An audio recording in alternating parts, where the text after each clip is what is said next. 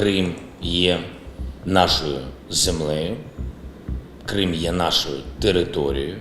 Ukrainian President Vladimir Zelensky had declared these famous words back in January, underscoring Ukraine's determination to reverse Russia's seizure of the peninsula. Crimea has been a sore point for Ukraine since what it sees as Russia's illegal annexation in 2014. At present, Ukraine may lack the military capability to retake Crimea, but Kyiv might still be able to achieve some of its key objectives by simply blockading Crimea. Crimea is still legally part of Ukraine despite having been under Russian control since 2014. Russia uses the peninsula as an important base for logistical support for Russian forces in the occupied areas of Ukraine, as well as for both air and sea operations.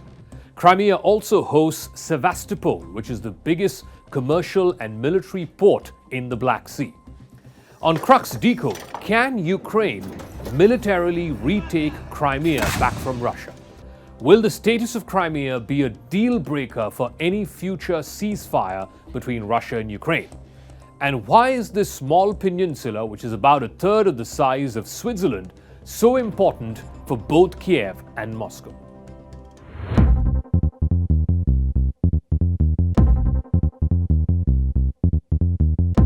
Recovering Crimea by military means could be difficult. The peninsula is connected to the rest of Ukraine by just a narrow strip of land.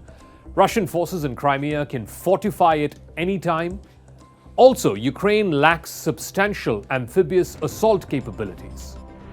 Adam Smith, who is the top Democrat on the US House Armed Services Committee, had recently said that people realize Ukraine is not necessarily going to militarily retake Crimea, unquote. Some of Ukraine's backers worry that Russia could respond to a Ukrainian assault on Crimea with a nuclear strike. Back in 2015, a year after seizing the peninsula, Vladimir Putin had said that he is ready to put Russian nuclear weapons on the island. Earlier this year, former Russian President Dmitry Medvedev boasted that an attack on Crimea would lead to retaliatory strikes. Ukraine does not, however, need to drive the occupying Russian forces out of Crimea to render it a little less hospitable for Russia. A combination of modern technologies could enable Ukraine to blockade and barrage Russian operations in Crimea, thereby rendering the peninsula strategically useless. Former US Army commander in Europe, Lieutenant General Ben Hodges, maintains that with long-range strike capabilities, Ukrainian forces could make Crimea untenable for Russia by the end of the summer. The very geography that makes Crimea hard to invade also allows it to be seized from all three sides, making somewhat of a modern-day military siege. All Russian movements by land must pass through one of two corridors. The first entails traversing hundreds of miles of occupied territory, including areas that are relatively close to the front lines and crawling with hostile populations, saboteurs, and special forces. The final gauntlet is an isthmus, which is a target-rich place with minimal room for maneuver and within range of current Ukrainian weapons. The other land route is via the Crimean Bridge, which Ukrainian forces had damaged back in October as a birthday gift to Russian President Vladimir Putin. Bridges are not very easy to destroy, which is why it was all the more stellar to see Ukraine blow it up. It was only a matter of time given how dependent Russia was on this Kerch bridge for moving much of its men and material in and out of the peninsula. All geopolitics demands some amount of calculations, and in those calculations, justice, fairness, freedom, all of those play a very limited role. What matters is strategic interests. A host of people today say that if Russia is allowed to keep 1 hectare of Ukrainian soil, then democracy and the Western idea of security and territorial integrity would be shockingly compromised. That is true to a great extent. But just as most of these very same democracies are unwilling to fight a new war in Ukraine's name, much like what we saw during Iraq or Afghanistan, where there was very little appetite outside of the United States to go into war. So it seems quite likely that they will not support a full-fledged fight to the finish today if it were to free up Crimea.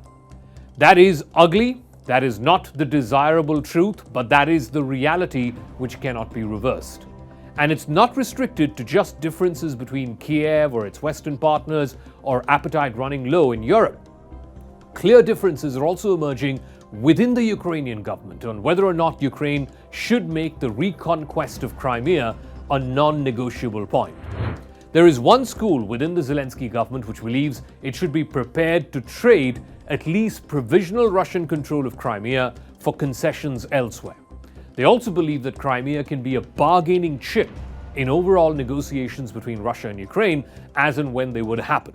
This issue also has the potential to create a deep split between Kyiv and Western governments, which fear that Crimea and control of the strategic military base of Sevastopol might be the point at which Moscow would be willing to escalate this towards a nuclear war.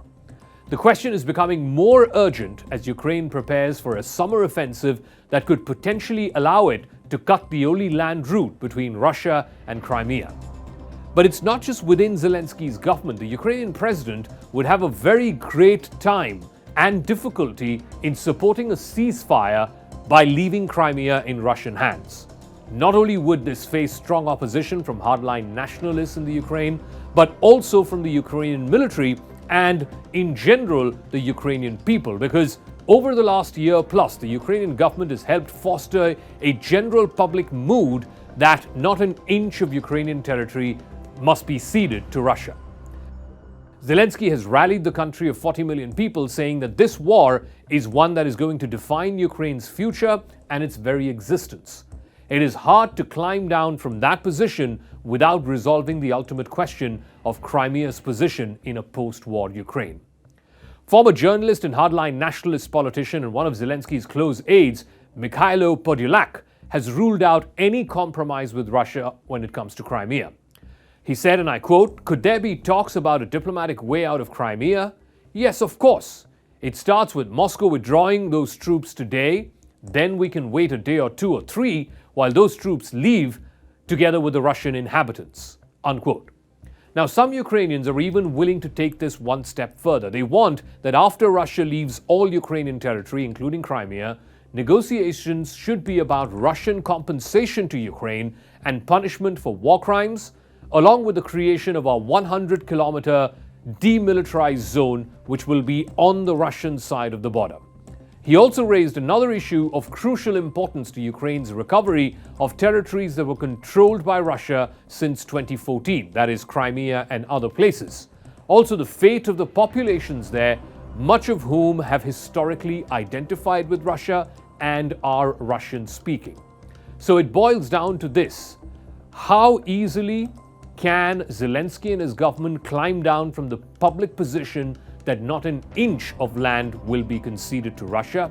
And more importantly, do they have the military capabilities not to retake the island, but to render it strategically useless, to cut it off from the rest of the Russian mainland, both logistically and geographically, in a way that it does not grant any kind of tactical advantage to the Russian military?